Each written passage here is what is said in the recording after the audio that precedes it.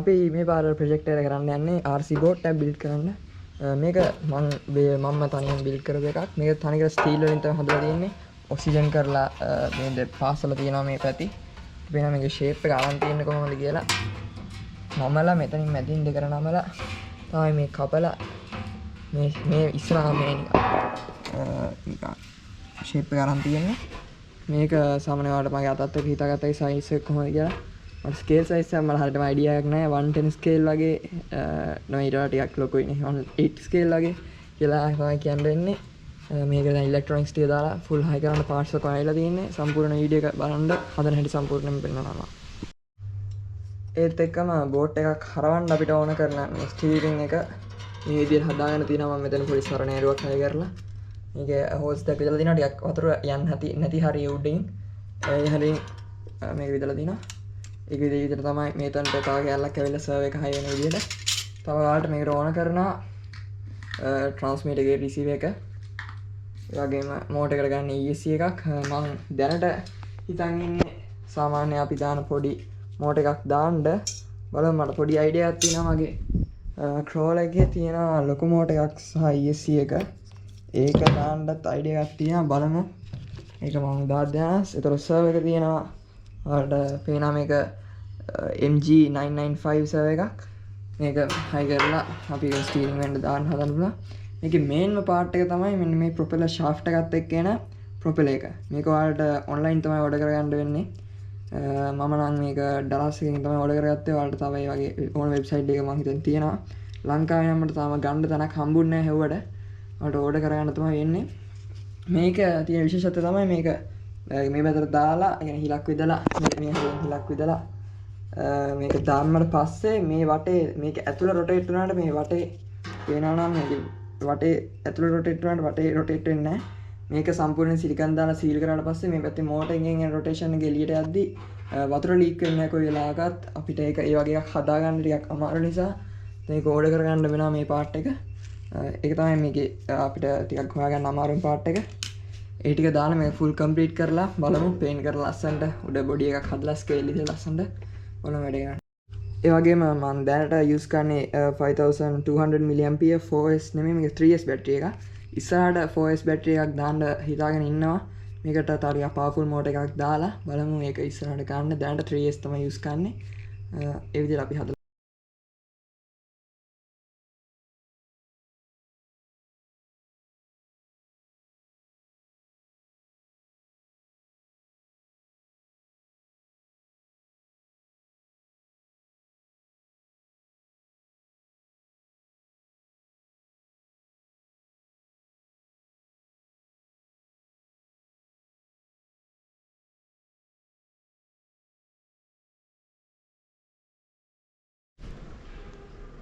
Pain කරා.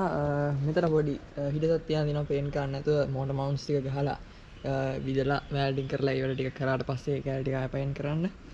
වටේ මම ටික පේන් කරලා ඉවරයි. කෝඩ් දෙකක් විතර ගෙහුවා. හොඳට තියෙනවා. බ්ලැක් කලර් මම තෝරගත්තේ උඩ නොච් එක ලස්සන පාටකින් ගහන්න. පුස් බලමු ගහලා ඉවරයි.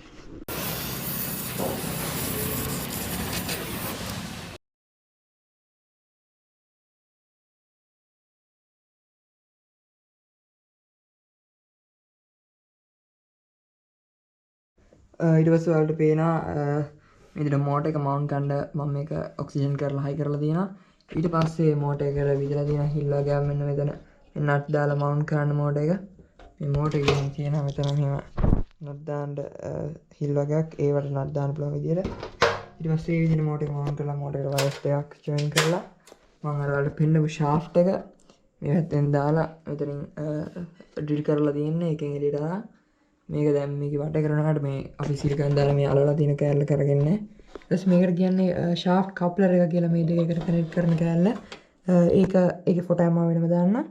ඒ coupler එකෙන් තමයි මේ දෙක මෝටර් එකේ shaft එකේ rod එකයි මේකේ rod එකයි එකට කනෙක්ට් කරලා තියෙන්නේ. ඒ විදිහට මේක දෙපැත්තටම කරගෙන ඉතුරු වැඩ ටිකත් බලමු. මේ රඩ එකේ හැම වැඩ කරන හැටි. රිසීවර්ස් ඔක්කොම දැන් හදලා තියෙන්නේ. පේන්ට් එකක් ගෙවුවා අපි කලින්. සර්වර් එක දාලා එතන සර්වර් එක හයි කරන්න ඕන. ඊට පස්සේ මේකෙන් රොඩ් එකක් ගාලා ඒක ස්ටියර් වෙන්න හදමු අපි. හරි බලමු. ඔයාලට පේනවා මෝටර් එකෙන් ගියපු වයර්ස් ටික ESC එකට කනෙක්ට් කරලා ඊට පස්සේ ESC එකට බැටරි එක කනෙක්ට් කරලා දෙනවා. ඒත් එක්කම මෙතන රිසීවර් එක දාලා ඔක්කොම AT කනෙක්ට් කරලා දෙනවා. අරන් මෙතනට සර්වර් එක අරන් තියෙනවා. සර්වර් එකෙන් ඔයාලට පේනවා මේ වගේ මෙතනට මෙම් පොඩි කෑල්ලක් හයි කරලා ඒකෙ මෙහෙම ඩ්‍රිල් කරලා තැන් දෙකකින් ඒක හදලා දෙනවා මෙහෙම සම්පූර්ණේ.